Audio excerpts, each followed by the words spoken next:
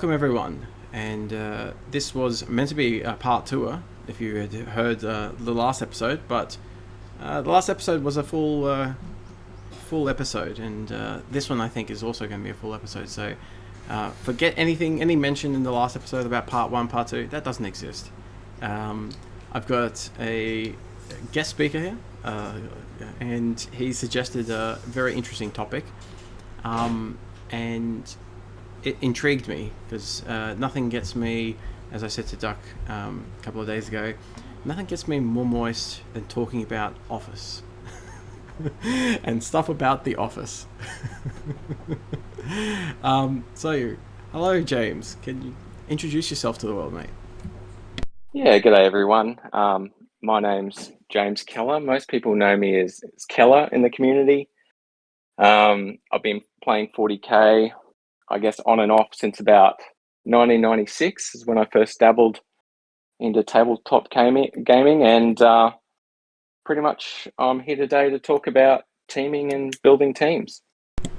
Yes, but I mean, lots of people talk about building teams and teaming. The twist that you add is that I was kind of alluding to in a very crude way, which is my want, is kind of the stuff that we do at work. The business change, project management concepts, and how we bring that into the 40k stuff.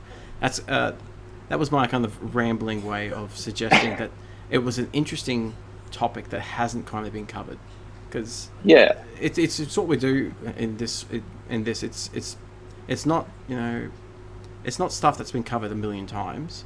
It's possibly been discussed once or twice, but it's more, what's the twist that we're particularly good at, so me or Duck, or any of our guests, and that might be an interesting way of thinking about 40k and the kind of accoutrements, like the outside stuff about 40k that we add to the almost national/international conversation on. So thank you very much for the interesting idea. No worries. Hopefully, I had a quick look at some of your accolades and like where you work and things like that, just to get an idea of what your background was, and hopefully you have a lot of experience to bring from to the topic. Yeah, I have a little bit of experience. I guess my background prior to what I do now, which is a consultant for the Department of Defense. Before that, I worked for a rather large industry prime within the defense industry, and also previous to that I was in the military for about 21 years. So I do have some experience when it comes to teamwork and teaming, and sort of my consultant background has sort of broadened my knowledge in some of the sort of project management, project support, change management, team building, I guess, methods and expertise. There would be I just, as soon as you were saying like you were in the military, and I just came into the mind like Astra Militarum guy going purge the heretic, and yes, I have purged many a heretic. Excellent. Alrighty. So how did you get into 40k, mate?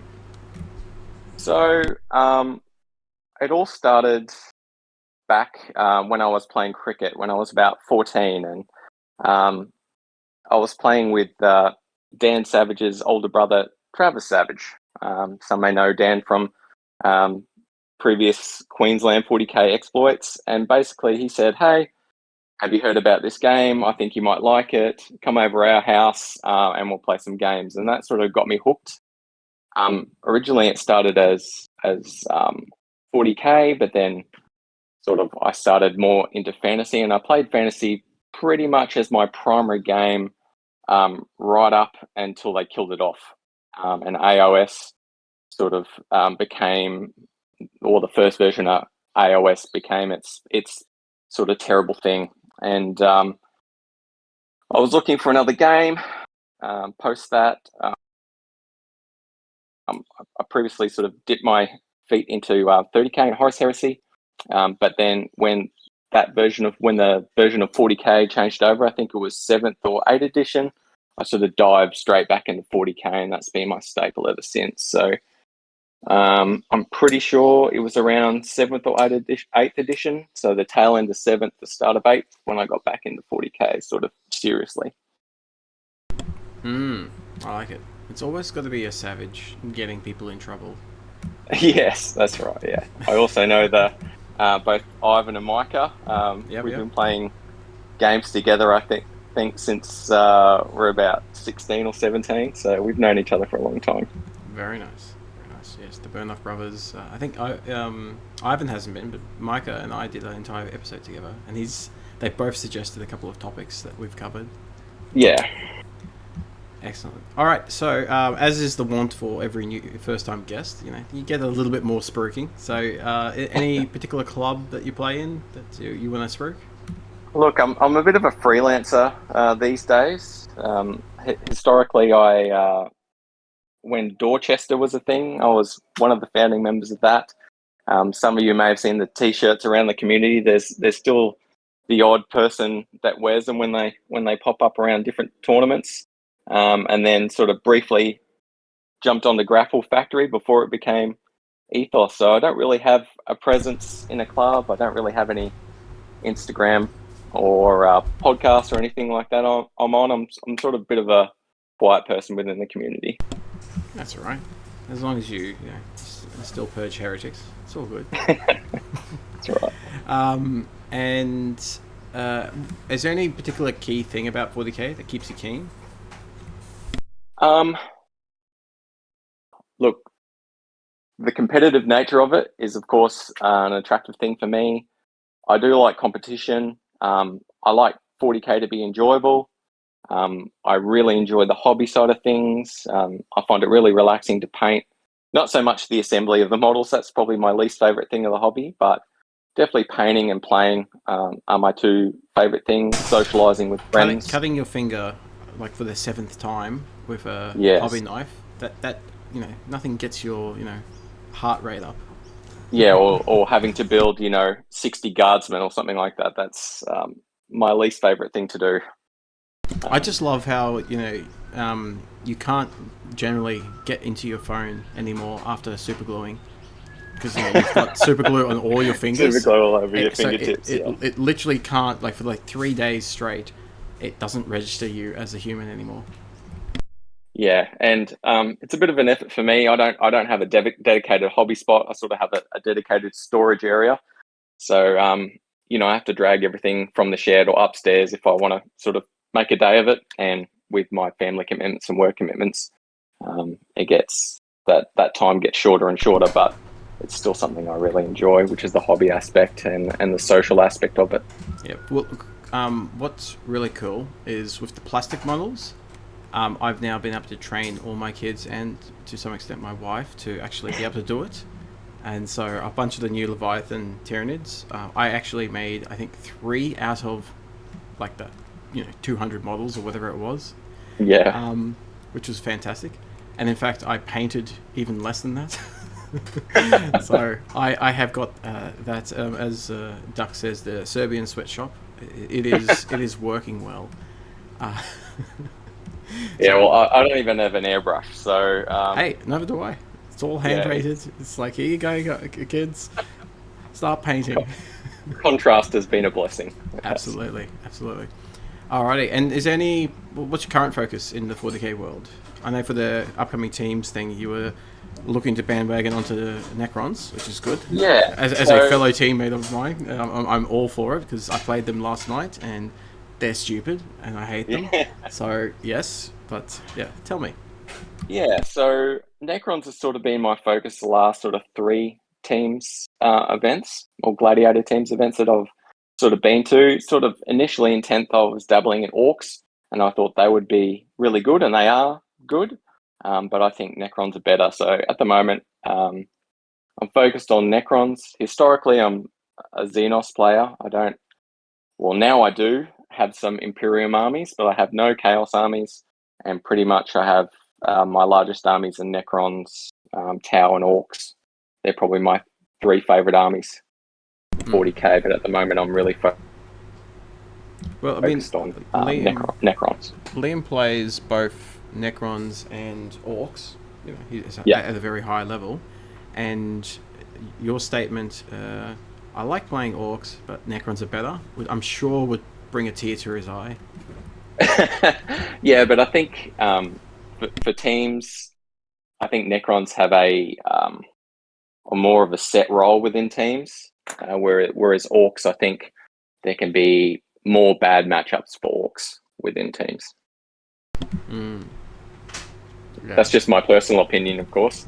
No, yeah, it just I guess it just depends on what you're trying to use the orcs for. Like we saw in this Yeah, year's WTC, there was a couple of teams that took orcs, and it was there for a specific reason, like for just setting up on the line, hoping you go first, and just absolutely bum rushing people. yeah. I mean, Pig's really good. Truck spam is still a thing. Flash gits are still a thing. So, there is some strength in the codex, but with the latest codex release, I'm really looking forward to seeing what I can do with the new codex.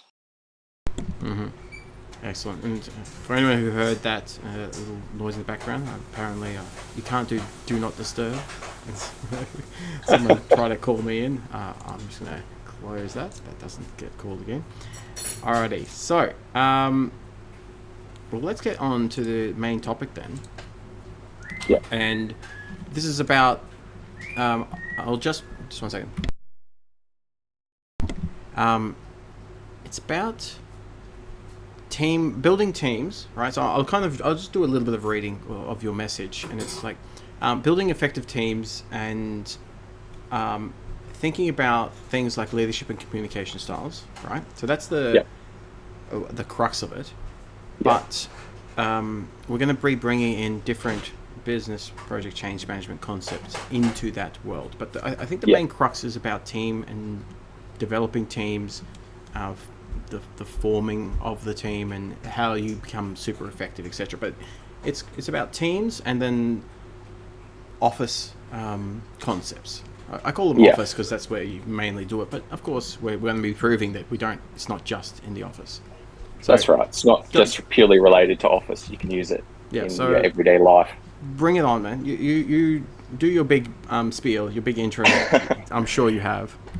All right. Well, it's all about sort of trying to get the most out of your team, and whether that be in a 40K setting at a small level team, so you and your other 4 members of your 5-man team, or other club members, or just in any sort of team setting where you're looking to bring the best out of the people and make them perform at their highest level. It's all based on a theory of Bruce Tuckman. It's from a 1965 paper, but there's been plenty of academics that have done work on it and sort of updated it to make it a little bit more relevant. But the original paper is called Developmental Sequence in Small Groups. And it's based on basically 4 phases of building a team, which is called forming, storming, norming, and performing.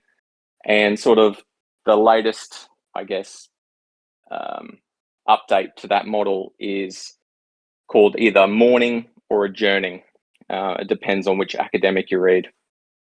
But I'll sort of go through each of the phases and how they relate to teaming in a 40K sense or in a club sense. So the first part we'll go into is forming. Okay, so this is where we're setting up the team. So depending on how well you sort of know each other and how often you sort of hang out, this stage may be quite drawn out, or it could be a very short process. Like, for example, the Ethos guys, you guys always play together. So this forming stage might be so small. But if you've got a lot of new people on your team, new people to 40K, new people to teams, this process might draw out a little bit. But this is essentially where we set up the team and we define our team goals.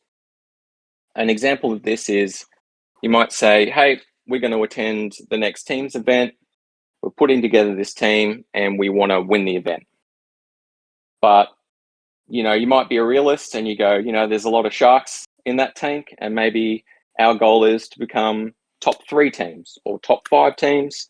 It may not even be a competitive results-based goal. It might be we want to get a positive win rate. we want to just go there for fun. These are the sort of things that you need to set and define when you're building a team. You need to determine a captain. So you need to determine roles within that team. So the captain historically should take the lead in this. And there's different approaches that you can take and different communication styles you can take. And a lot of it is based on natural ability or natural style, but a lot of it can also be taught. Probably the two main approaches for communication is an authoritative approach. So this is basically where you pretty much do as you're told, right? So one person responsible for all the decision making, and there's a strict sort of chain of command, and that's very much a military style approach to communication. Now, it's good in the fact that it's rapid in its sort of decision making process, but it also has the sort of consequence of making people left out of the decision making process. So there is other options, and I would call it a more appreciative approach, where you sort of come together as a team. The captain is more of a leader or a sort of a guide through the process. So ultimately, they still make decisions for the team, but everyone feels invested in sort of going along the journey of the team. I think probably the most effective approach, though, is a combination of both, okay? Where ultimately the captain is responsible for the decisions on the day, but sort of up to getting to that moment, you have an appreciative approach where everyone gets input, everyone feels like they're part of the team, and that we're on that journey together to reach whatever goal that we've set for the team. I guess the next part would be where we're establishing roles within the team. The best way I could sort of, for a 40K sense, would be, okay, who's going to be our sword players? Who's most likely to be our, shield player? Who are we willing to throw under the bus every time because we know they're going to get at least some points? So defining sort of a role within a team.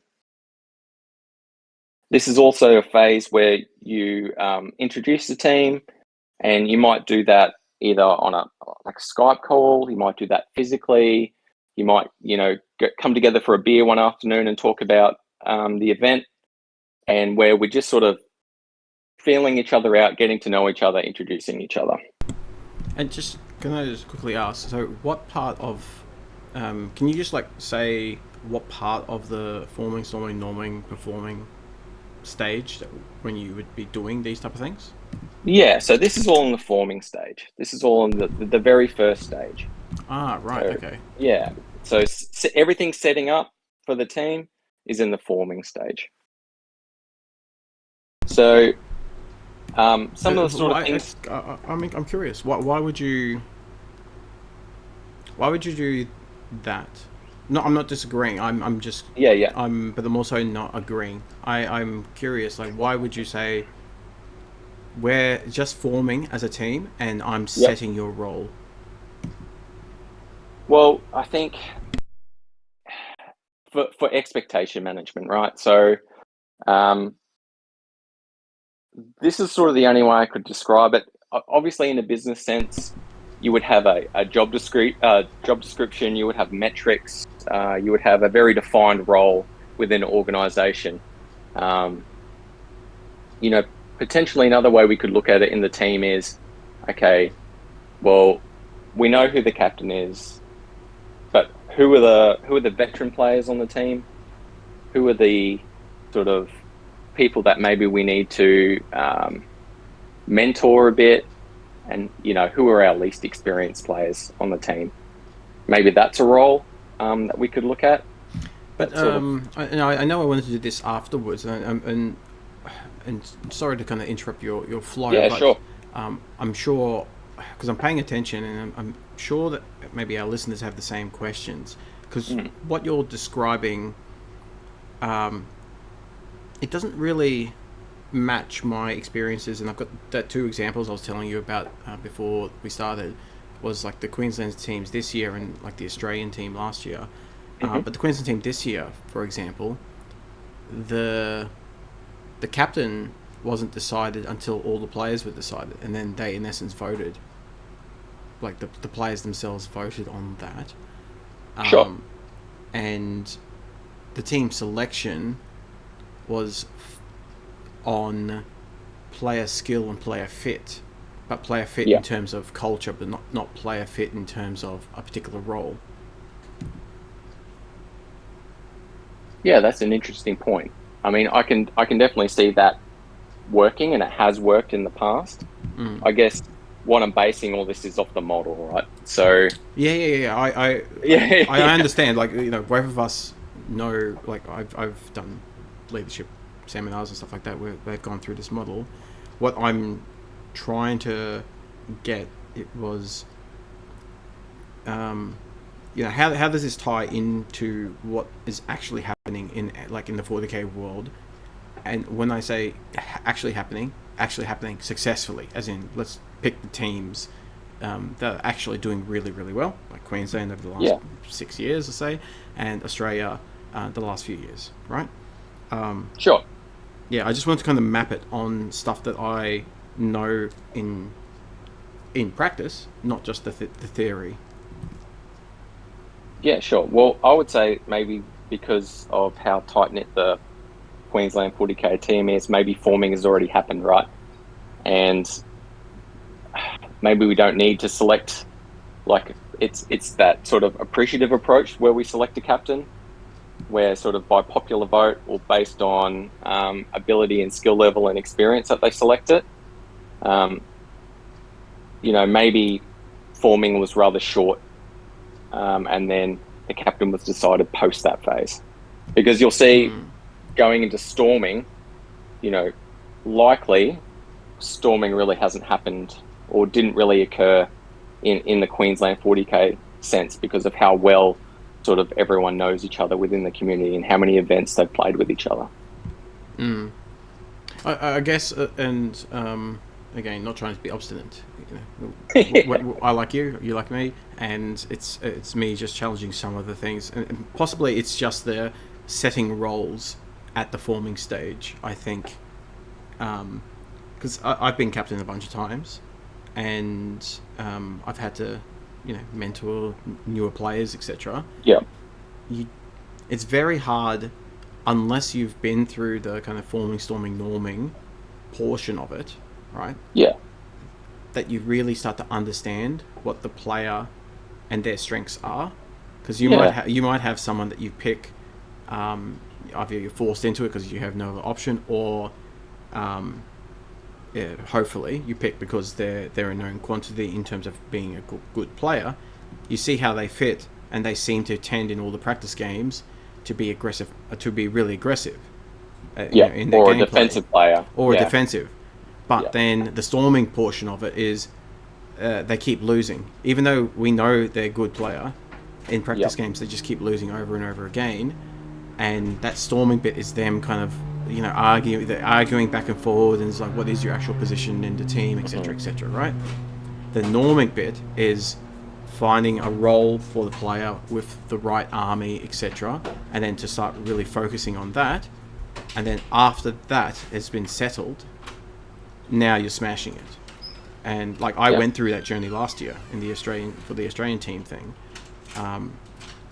and that's why I'm very hesitant in setting up saying, hey, welcome to the team, you are our sword.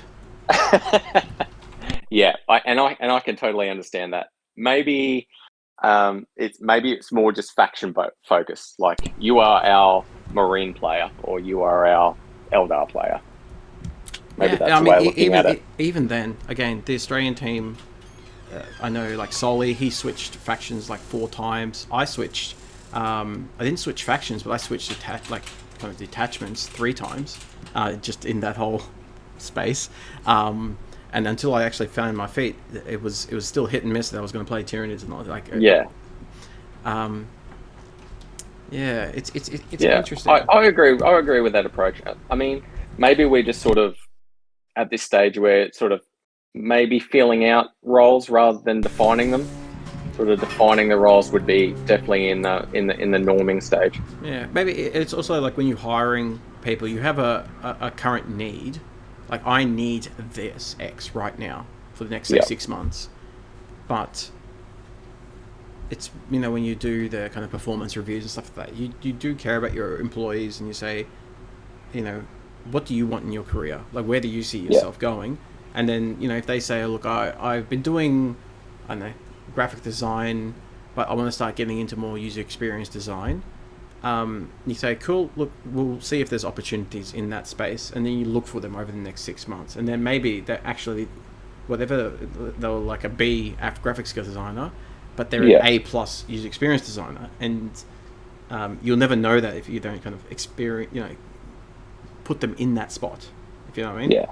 I'm trying to think like an army person here. Not that I have been in the army, my brother is, and you have been, but it's like someone says, I want to be a sniper, and no one gives them that experience, but they could be the best shot on earth, Yeah, they could. Yeah, I mean, it's mainly the bureaucracy that stops them being a sniper. But, and that, because I work in Australian government as well. It's that's the point. I never like putting people in boxes.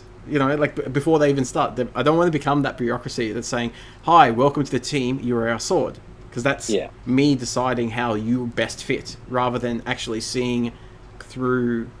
going through this process and actually seeing how it kind of pops out at the end.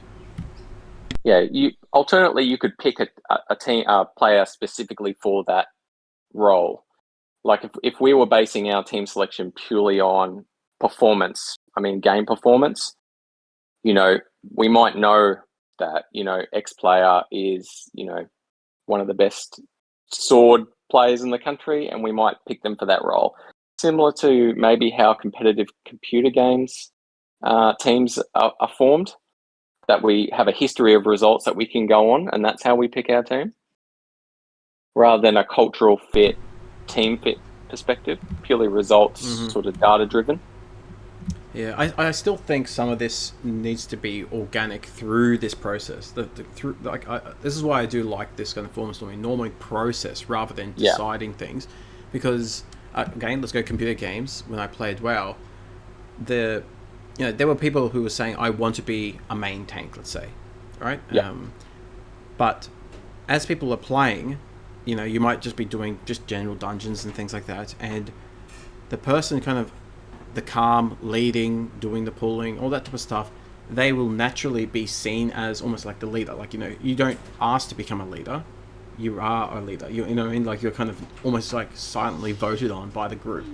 Yeah. And if you're the main tank, if you're doing good, people will know a good main tank or not. Are you, insane, or are you good to deal with? Are you a good teammate? All that sort of stuff. Like, people will know. It's like in a 40k space, and I'm kind of rambling, but that is what I do. Can you be relied upon to get results is one of the things, but then can you be relied upon on making sure you have accurate scores? Like, I've done pairings, and I know this is one thing that drives Eric up the wall. There are some players who have shit scores, like just go, oh yeah, everything's a draw. They'll get results. They'll actually get the wins, but you can't. You just have to almost like ignore them. It's just like they're blank. That's it. Yeah. Now, when you so both professionally and in your role in 40k, what do you think is the most important attribute? Do you think being a good cultural fit within the team is more important, or having the ability to be being a really good 40k player? I think it's both. I think it's both, but I think your attitude is probably the most important thing. So attitude specifically, and I did a whole episode about this, is the growth mindset. Yeah. So if you lose a game, it doesn't crush you and say, oh, I'm useless. You're saying, no, cool, what did I learn from that? Let's go again. I'm going to try and beat this thing. Yeah. You know what I mean? Like It- the attitude slash kind of the cultural fit to the team is important, but your own personal attitude, which impacts that, is probably the most important, I believe.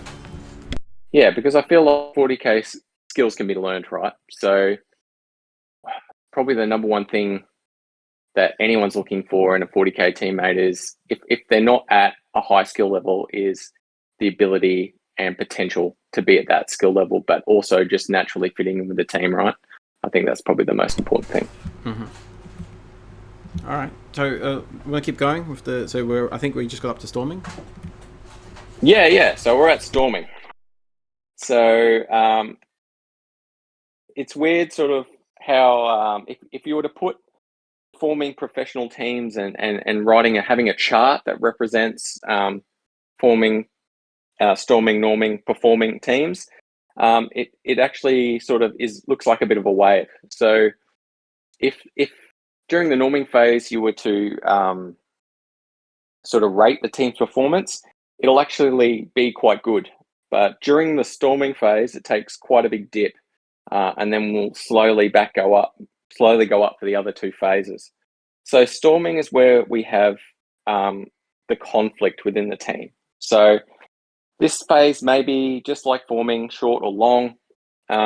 It's where we start seeing our personality clashes, our differences of opinion, resistance to potentially the goals or the plan of the team.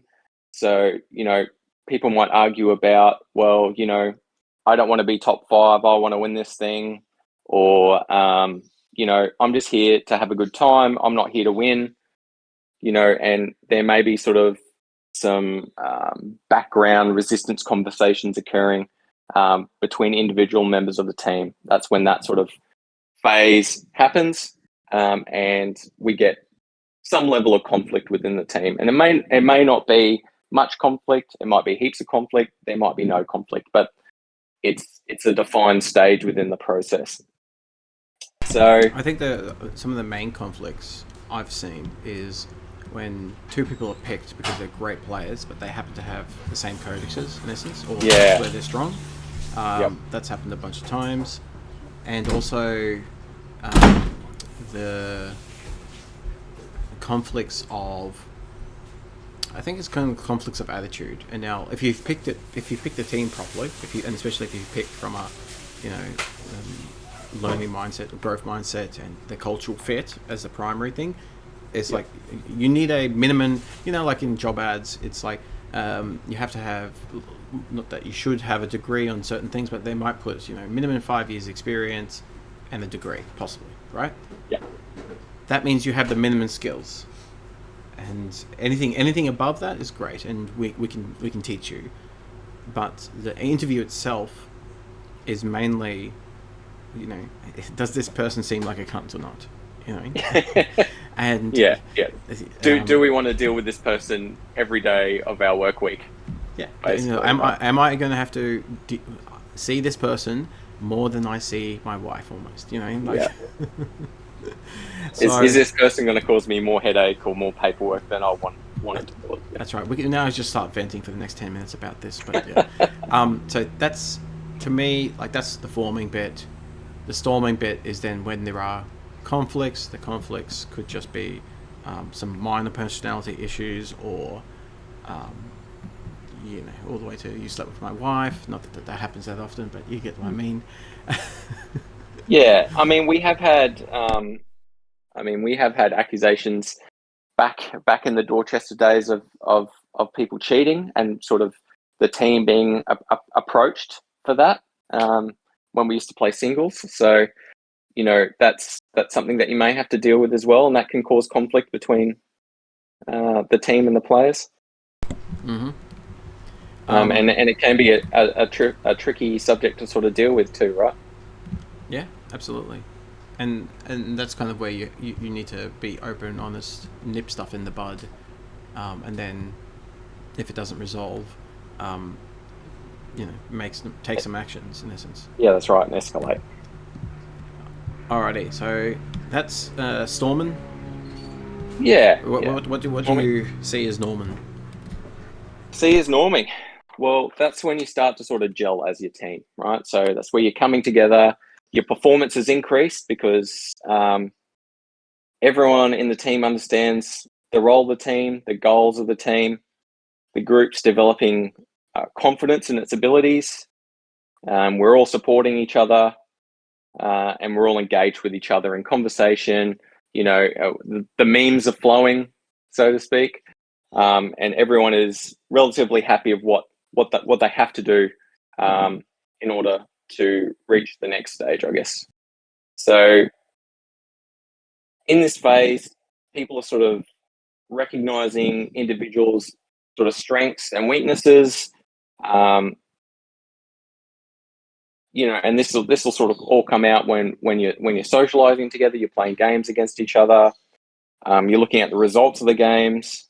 You're providing learning opportunities for the team. So, we're maybe learning more about good and bad pairings that we're going to face within the tournament.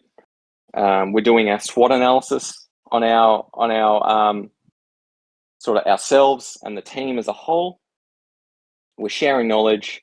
We're sort of talking tips and tricks, and we're giving, clarifying sort of I gotcha moments and sort of rules examples that some players may have difficulty with. So that's what I see, sort of what goes on during the norming stage. I think from my point of view, a lot of that is people are starting to settle down in their roles in the team, their armies, if not the final, iteration of their list. It's getting close, and very close, and now it's all about just getting reps and knowledge in essence. Yeah, and sort of encouraging each other as well, and really sort of, we can all get to that stage when we're list writing, where when we're doing those final one or two tweaks, we're just trialing like one or two different units, and you might go into a bad matchup, and that choice was bad for that particular matchup. You make another choice and it's still bad, or and trying not to, I guess, lose hope or lose focus that the list is good, or the list can be good, or just accepting that it is what it is, and you might just have to take the bus on that matchup. Mm-hmm. Yeah, and it's kind of for people to be okay with taking the bus. That's where they see their role in the team, and when they start doing performing, it's I'm going to take this bus, but I'm going to take out its tires on the way. You know, like rather than just getting 0, I'm going to get 1, 2, maybe even 5 points. Yeah, that's right, and that's so important in teams, right? Yeah, 100%. When you're into that dark red, getting 1 point or getting 4 points, that's almost as good as a win, right? Yeah, absolutely. Yeah. And you can't get there. Like, I've seen many people mentally give up. Like, I go, oh fuck, I got bust. I keep getting bust. Nah, stuff it. They don't care about me, and I'll just get my 0. I'll play for 45 minutes, get table turn 2, get my 0, and go get a drink. In essence, rather than saying, no, I'm a key integral part of the team. Me getting bust meant 4 other players got greens. To help our team get the most likely chance of getting a win, I'm going to push myself to try and get 2 points.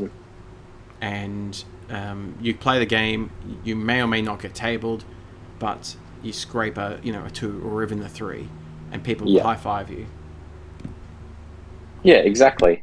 And not getting tilted in those bad moments. I think we've all, as 40Ks, we all experience the tilt, I guess, at some point in our lives. Literally just last night against Ali and his Necrons. I got his one of his Void Dragon Satan down to 2 wounds, which then eventually healed back to 7 by the time the game continued on. Nightbringer down to 1 wound. Entire unit of Wraiths, I killed all of them bar 1 on 1 wound, and then he started regenning them back up. It was What's that big the new character? Not new character, but the big character on the big base. What's his name? The command barge. No. He's walking on the thing and he gives like buffs and stuff. Xeris. Xeris, yeah. Luminor, yeah. Yep, that guy. I got him down to 1 wound as well. Yeah, he's pretty good. It's like throughout the game, there was like 4 different key moments where the thing just wouldn't die, and then I lost, my opportunity to actually kill the thing, and then it just healed back up, and I just went, that's it. I'm over it. Yeah. They can be challenging moments, but ultimately it's a dice game, right? And we all have to just accept that. Nah, fuck that. It's chance. I don't know. I think Marines are pretty broken, but yeah, I think it's really important to sort of acknowledge those difficulties that people in the team can experience, right? So whether that's someone tilted as a captain, you may look across the room when you're playing a game and seeing something's not right, and just sort of walking over there and spending those couple of minutes to just ask, hey, are you all right? What's going on? Yeah. It can make the world of a difference in a team environment. Yeah, the pep talk is something that Eric is absolutely masterful for, and I've definitely said it to his face a bunch of times, as has a bunch of others. But last year was a perfect example. So we had Matt Jackson as our knight player, and he was having a rough tournament. Let's put it this way. He was getting bussed a lot, and it just because when you're playing knights, which is a polarizing army, you can use it to bully certain matchups, and if you either throw it up really early or you hold it in your hand, it might, in the flop, so to speak, just have a shit matchup. But because it's got the shit matchup, everyone else has got a good one, right? Yeah. So Matt, he was having a very rough tournament, being bussed a lot in essence. However, last round against Poland, Eric grabbed him by his head. Now Matt Jackson, he's a tall bloke. He's a very tall bloke. And so Eric's, he's put his hiking boots on to actually grab him by the back of the head and drag him down to his level. And they said, mate, forget everything else, because he got a pairing into Dark Elder, and Dark Elder against Knights is actually a good matchup for the Knights. And he goes, look, forget the rest of the tournament, forget everything. You're going to go into this game and you're going to get points, and you're going to get the win. All right? And that's all you focus on. If you get the win, everything else doesn't make a difference. Forget, that's it. Just focus on this game, and you bring me the win. And he did. He beat Typhus, who was the captain who was standing in for one of their players who had COVID, and he felt like a fucking $1 million. It was the best. That was his only win in the entire tournament, but he was over the moon, and he deserved every bit of it. Yeah, and that last result probably wiped away, the previous game's experiences, right? That one moment. Mm-hmm. Yeah. He was very, very chuffed. In the forming, just because hiring a lot of this in essence falls down if you don't hire the right person in essence, or get the right person into the position. Yeah, the right fit. Yeah. But in essence, at the forming spot, and it's probably why there's been so much books and research and stuff about that first step. And just wanted to talk briefly about this year's Queensland team. I put my hand up for it, and this is the first year in 8 or 9 years, maybe 10 years, I can't remember, that I haven't been on the team. Yeah. And I think, again, testament to Eric, in his, even though he doesn't necessarily show it, he has extremely good emotional intelligence, and his ability to kind of sniff out bullshit. And so even though I put my hand up for it, he could, every time I went over his house, or we would chat or whatever, he could see that my heart wasn't 100% into it. And in fact, I've talked about it on the podcast. 10th hasn't captured me as 9th did, and I was still putting reps in. I was still getting games against people, but I wasn't putting in the extra effort this time that I normally do. And when the team was announced, I actually sent him a message, and I said, "Fantastic team, mate," and I'm happy to see that he didn't just throw me in, from loyalty or teammate or good friend point of view. He could kind of sniff out that, in essence, my heart wasn't 100% into it, whereas some of these other guys, you could see that they were, in essence, really fanging for it. Forgetting skill level and experience and all that type of stuff, it's more, it's like that kind of growth mindset element of it. Yeah, and that's where that sort of mentoring approach for the sort of the up and coming players is so important in order to keep, both Queensland and Australia such a strong 40K presence, in the community. Yeah. So I've given him credit for this before, and I'll keep on saying it. I think it's one of the people go, oh, how do we beat Queensland, etc. I've heard in a couple of podcasts before from other states, and while Eric's not playing this year, while Eric's part of the journey or the scene in essence, he's he's not the only one. Liam, of course, fantastic, and pretty much anyone who's been part of the Queensland teams over the years in the bigger community, so not just Ethos, but just like anyone in that space has contributed. I know me personally, the almost like professionalizing of stuff was a big push for me. Getting our teams for, say, the Australian team to have a coach. I was the first one to bring that along. And multiple coaches, right, as well? Well, the very first one was just one, but I said I pushed to get that one, and we did fundraising to help him get across. And the Australia-wide FAQ, we didn't have one.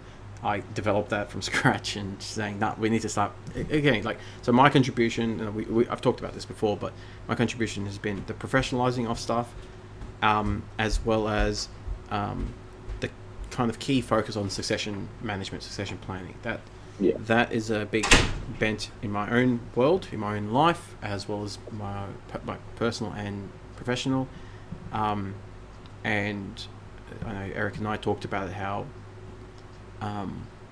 to make sure that Queensland stays on top, even if Eric and, say, myself or Liam are not part of the team. So this year is going to be a really big trial in essence, and hopefully we smash it, because then we're unstoppable in my mind. We've developed everything we need to continue that on. Yeah, that's definitely something to be proud of on a personal level, Simon. I've seen you involved in the community for many years, and it is great that sort of 40K within Queensland and within Australia has become sort of more of I wouldn't say professional, but it has become more professional, right, in its approach and its organisation. It's really positive to see that as someone, a layman of 40K, so to speak, within the community, and definitely, it's just great to see. Excellent. Alrighty. Well, I think we covered almost everything almost all of it. Yeah. So what else have we got? We got performing. So I guess we've already touched on certain parts of performing. So this is when sort of your team is come together and it's at its sort of peak performance, which is, I guess, is why it's called performing. Where we're at the event, it's it's time to perform. Sort of the members of the team sort of act both independently, or can act independently, as well as being interdependent on each other. But everyone's sort of more self-managed. So, an example of this might be, the captain might go up to someone and say, hey, look, I really need you to push. We just need 2 more points for the win or for the draw or whatever. So, the captain's not going to stand there and tell the guy exactly how to push. The team member's going to know, okay, going to use their skill sets that they've developed through the formation of the teams and practice games to know exactly what they need to push. Or, if the captain says, hey, I need you to conserve, play it safe, what they need to do to get that result. So the teams at this stage is highly motivated. There's lots of trust within the team. If something's going on, there's empathy within the team. So the team's displaying empathy to each other. So, if someone's had a rough game, someone goes up and goes, hey, how was your last game? And they go, oh, I had it as a green, but it was actually yellow. And I felt like I made some mistakes. Having empathy within the team about our successes and our failures.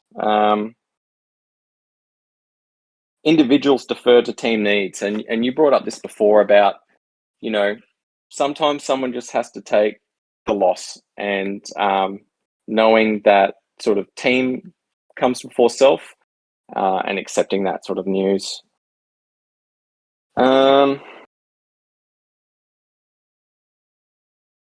Also, celebrating your successes as a team. So if you do have a big win for a round, celebrating that. Encouraging collective decision making and problem solving. So, I guess the celebrating one. Yeah. I know that's definitely something that we try to instill, like the WTC one. But also group camaraderie just through almost like relaxation techniques is something we did. Yeah. So after every round, we just went outside to where people normally smoke and probably piss us on the side of the wall, and we just laid down like animals in essence, but it was funny nonetheless. And and that became our spot. Like, it's just like everyone else there's some nice couches and all that type of stuff, and we're just out in the bushes in essence, hunting for witchetty grubs and things like that. And yeah, between rounds, like we would eat some pizza or whatever, and then we would just lay back. We might look at some of the matchups, but in general, we're just chatting with each other, throwing dirty socks at each other. This is mainly between Jez and Solly, and yeah, looking up into the sky and just kind of like we've done like the celebration, and now we're just calming down as a group. Do you know what I mean? Yeah, absolutely. And it's really important to sort of reset, right? And have that ability to disengage for a short period of time before, pressure's on again and you're expected to perform again at a high level, right? Yep. Yeah, so performing is not just about 100% go. It's also about knowing and having the support network to know when you need to take a break so that you can continue performing. Yeah, and also leaning on your team, right? So having confidence in your team and your team's decision-making processes, and sort of, really trusting and backing your team. I guess I've seen it 100 times in pairings, I guess, where, someone will come up to me and say, look, on paper, I know this isn't, a perfect matchup for me, but I really feel like I can, get the win on this because, I've played this guy 100 times before and every time I play him, I beat him, or, I know I can win this for the team, and that's something as a captain you have to take into consideration, right? Sort of personal wants and desires in matchups. And, on paper, it might not be 100% optimal, but if someone that you trust and sort of have a strong bond with as a team says, hey, I'm going to do this, I really want to do this, it's definitely something that you should take into consideration as part of a team. Mm-hmm. Excellent. All right, we've finished all your things, mate. I guess I'll briefly touch on the fifth phase, which is mourning or adjourning. Okay. This is not not in the original 1965 paper, but this is sort of a stage that was added later on, and it's essentially where you do your what I call the after action review or the wash up of the event, and you'll see it almost after every team's event. You know, the top teams will go, "Hey, let's go and have a beer together, or let's go and get something to eat together," sort of post tournament, right? Rather than everyone just jumping in their cars and going home. So that's that sort of stage where you can come together as a team, you reflect on team performance, you recognize individual and team efforts, and basically the team disbands post that. That's the last phase of any sort of professional teaming. Yep. I in even just smaller events like the Gladiator Gaming ones, I recommend, and I try to do it myself, carpooling with others. Like either you drive or you go with others, because the drive to and from, especially like in the afternoon after the second day, is a great kind of recap type stuff. Like I know I've had a lot of good heart to hearts with Eric about this, about certain topics and things like that. Yeah, I know. The from my point of is view, important. Yeah, my point of view, normally, it may not even be in our team, but generally we'll go out with a few friends afterwards. We'll, meet at a brewery. We'll have a beer. We'll have something to eat. We'll talk about the tournament for 10 or 15 minutes. We'll catch up on each other's lives, and then we'll head home. And that's really something that I look forward to when I go to a team's event, and probably, a really important phase in teaming.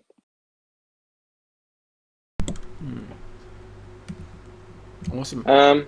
Apart from that, I mean, we can briefly touch on, I guess, different leadership styles.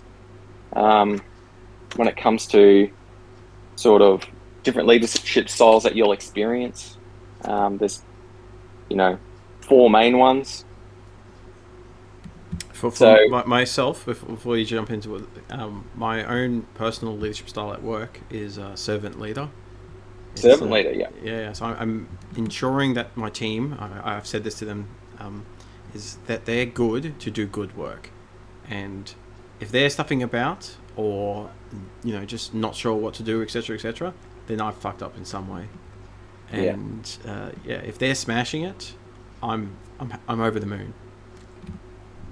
Yeah, sort of a paternalistic approach to leadership. Do you think your leadership style changes when you're playing like in a leadership role within the 40K team, or do you think you take that same approach? No, I think I take that same approach. It's possibly why I'm a better, we'll say, 2IC than captain. Like I've been Queensland captain twice and Australian captain once, and the making the hard, like those super hard decisions about team dynamics and things like that, I can pick up on, but I've usually been encouraged by, say, Eric to make that step, if you know what I mean. Whereas if I'm advising, like Eric and I will chat about stuff, and I'll say I picked this up, and then he'll be able to action it better, and then with my assistance I can work with them with the person or whoever it is to improve the struggle, let's say. I've kind of talked I've talked to Eric about this, where I kind of see that as the stronger of my roles. It's not to say I'm not a leader in my own right, but my leadership style tends to be, as I said, that kind of servant leader, which is ensuring that we're all performing at optimal performance, in essence. Yeah. And recognizing where the problems are, and trying to work out what systems or what things are in place to contribute to that. Because doing the research is what I do for work. So, so it's like, this happened. Well, why did it happen? Let's say, for example, it's like we don't have a unified Queensland scene. This is like 10 years ago, 8 years ago, probably 10 years ago, because we're all playing different games. In essence, we don't have a unified FAQ. Yeah. Okay, so and like really delving into that, and then coming up with the solution, and then driving that, and then creating a Australia-wide committee, and then et cetera, et cetera. Like I'm happy to do that leadership and think about that type of stuff, but it's always almost like always in service of others. Yeah. And do you think that is your natural style of leadership, or is that Yeah, something that you learnt, no, or is it a bit of both? I think that's my natural style. Right. Yeah. Because I personally hate just being part of a group and not knowing what we're doing, or just standing Yeah. around doing nothing. And if I'm ever, if I generally step up, like when I was young, I'm the oldest of four kids, right? Yeah. So I'll step up and say, all right, guys, and I'll start ordering people about, right?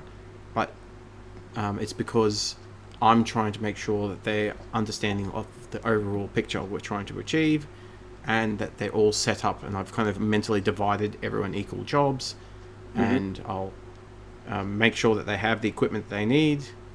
Like as I said, I was doing this when I was like 8 years old.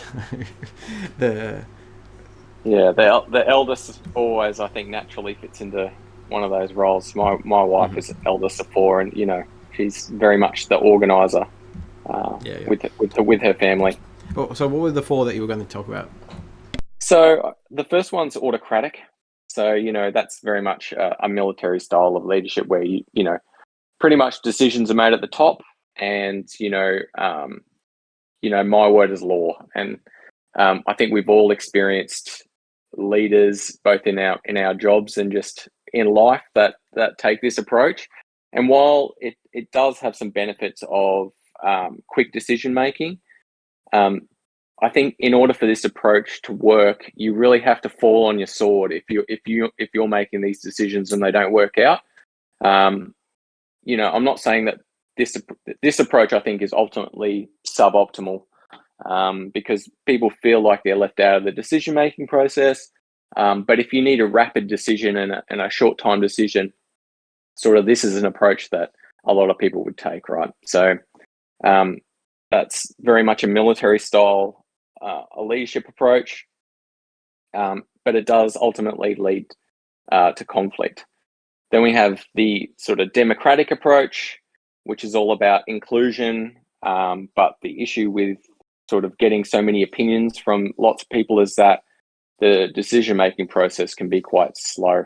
So, um, if everything goes to a committee all the time, and we both work in government, and lots of things go to boards and committees, and we know how long the bureaucracy takes to make a decision or sign off on a document, it can take months, right? So that's sort of that approach.